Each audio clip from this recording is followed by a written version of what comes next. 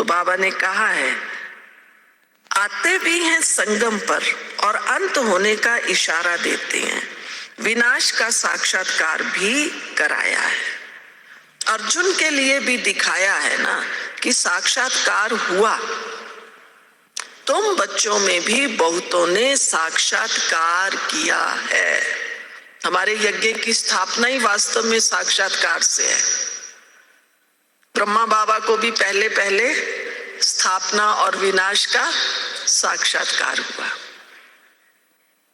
फिर जब ओम मंडली की स्थापना हुई, उसमें भी जो आते थे उनको साक्षात्कार होता था। सेवाओं का प्रारंभ हुआ, शुरू शुरू में तो बहुत भाई बहनों को साक्षात्कार होते थे। फिर बीच में क्योंकि संस्कार मिक्स हो जाते हैं, अब बाबा ने ये साक्षात्कार का पार्ट बंद किया हुआ है, लेकिन अंत में फिर ये पार्ट खुलेगा।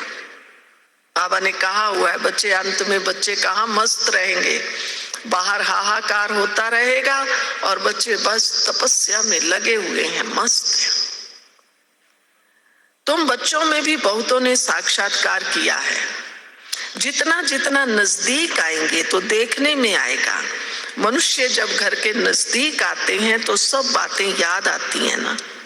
तुमको भी बहुत साक्षात्कार होते रहेंगे। मुक्ति धाम में जाकर फिर जीवन मुक्ति में आना है।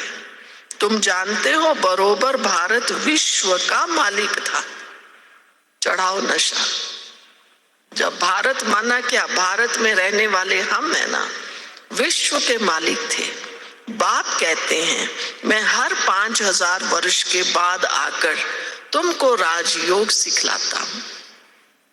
समय की पहचान, हर 5000 वर्ष के बाद अब फिर बाबा आया, मुझे राजयोग सिखला रहा है। ये स्थापना हो रही है। कौन सी स्थापना हो रही है? ये स्थापना हो रही है कौन सी? भविष्य नई दुनिया के लिए। आई खुशी आई। हम नई दुनिया की स्थापना के लिए यहां बैठे हैं। आज सारा दिन ये याद करना। जो बहुत से भाई बहन कहते हैं व्यर्थ बहुत आता है, क्योंकि अपना लक्ष्य ही भूल जाते हैं। हमें काम कौन सा मिला था? मान लो किसी को काम भोजन बनाने का मिला, सफाई का मिला, और वो भूल जाए और काम करे तो फिर क्या होगा? हमें काम मिला है। सत्युगी दुनिया की स्थापना के निमित्त मैं आत्मा हूं, हम नहीं। हम कह के तो बात जो है ना वो गोलमोल हो जाती है। बाबा ने मुझे सत्युगी दुनिया की स्थापना के निमित्त बनाया है।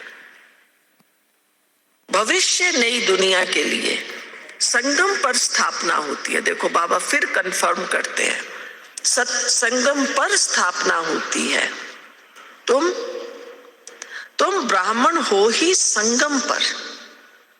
वह है शूद्र, तुम हो ब्राह्मण, और वो देवताएं। उधर शूद्र, उधर देवताएं, और हम बीच में हैं ब्राह्मण। ये बातें कोई शास्त्रों में नहीं है। मनुष्य थोड़ी ही जानते हैं। क्या नहीं जानते?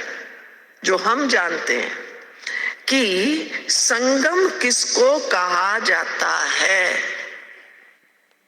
इनको कल्याणकारी सुहावना संगम